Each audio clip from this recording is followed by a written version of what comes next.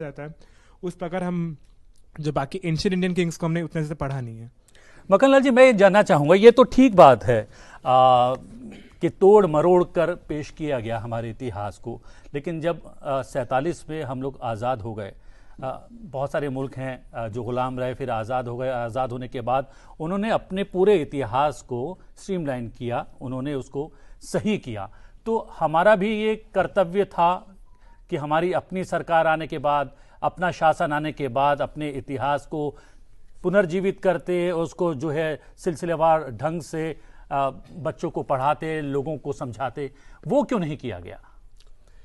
देखिए, हम इस विषय पे आते हैं। 1 मिनट बच्चे हैं तो मैं इनको ज़रा कपिल कुमार जी की बात को थोड़ा सा आगे बढ़ा देते हैं बस। और डिस्टॉर्शन क्यों किया जाता है, एक चीज़ आप समझ लीजिए। इन्होंने बताया कि अंग्रेज़ आए, मुसलमान आए, ये आए। एक जनरल साइकोलॉजी है, आप किसी के ऊपर तब तक शासन नहीं कर सकते जब तक आप उसे ये बताने में सफल नहीं होते कि आप उससे श्रेष्ठ हैं।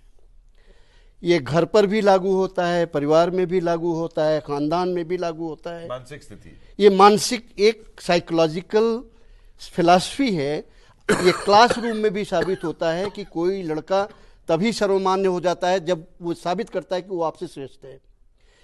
इस चक्कर में क्या हुआ, होलसेल डिस्टॉर्शन इस लेवल पे किया गया कि जब तक कोई कौम अपने अतीत पर, अपने इतिहास पे उसे बहुत गर्व रहता है, उसको ये पता है कि मेरे पूर्वजों ने ये किया है, मेरे माँ बाप ने ये किया है, मेरे दादा दादी ने ये किया है, तो उसी लाइन पे वो जाते हैं। तो एक गर्व का भाव हमेशा बना रहता है।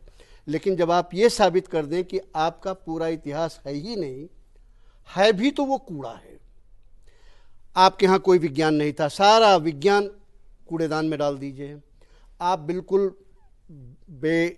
असभ्य लोग थे। आप यही नहीं बताइए कि हड़प्पा सभ्यता विश्व की न केवल प्राचीनतम सभ्यता थी, लेकिन वहाँ जो चीज़ें थी वो आधुनिकतम थी। व्हीलर जैसा राष्ट्रवादी अंग्रेज के हिसाब से था, उसने लिखा कि हड़प्पा सभ्यता की जो प्लानिंग थी वो 18वीं शताब्दी के लंदन और पेरिस की नहीं थी। कहीं पढ़ा आपने क्या?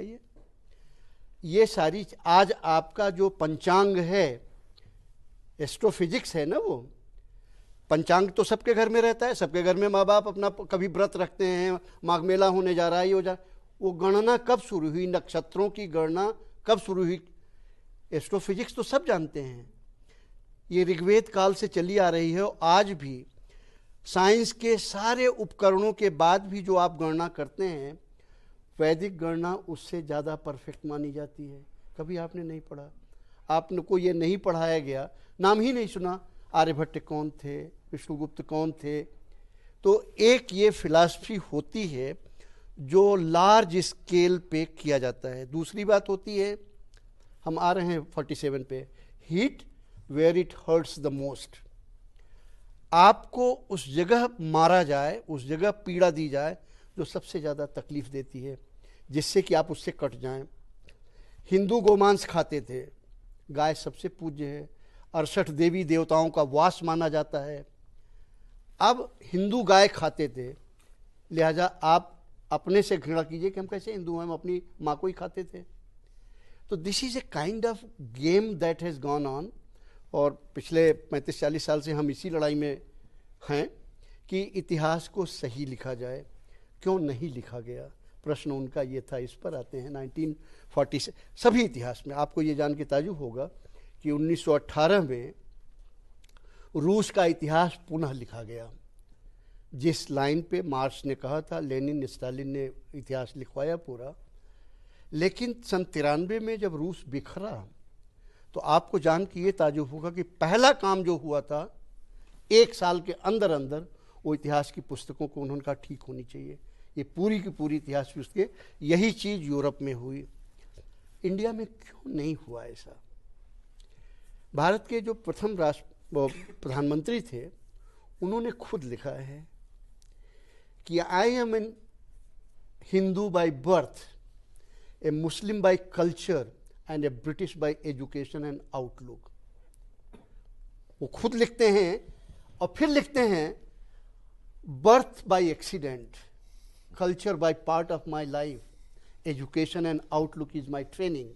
तो अब ऐसी स्थिति में अगर आप ये उन्होंने लिखा है, कई लेखों में लिखा है, तो जो प्रथम प्रधानमंत्री थे वो उनको दिलचस्पी सिर्फ ये था, और खुद भी कहते थे कि उन्होंने कहा कि this country has to be modernise and this has to be run as per British.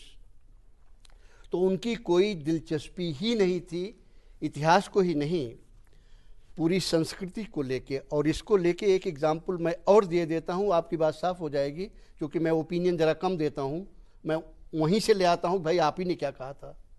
1953 में एक फ्रेंच डेलीगेशन आया और वो पांडिचेरी यहाँ वहाँ गया, बनारस गया, चारों जगह से घूमने के बाद 25-30 लोगों का डेलीगेशन, वो अंत में 1953 में छपा हुआ है, इंटरनेट पे आप ढूंढिएगा मिल जाएगा, वो आके नेहरू जी से मिलता है and they praise the Indian culture and civilisation, कि कितना बड़ा कल्चर है, कितनी प्राचीनता है, कितना अच्छा है, कितनी मानवता है, कितना क्या है।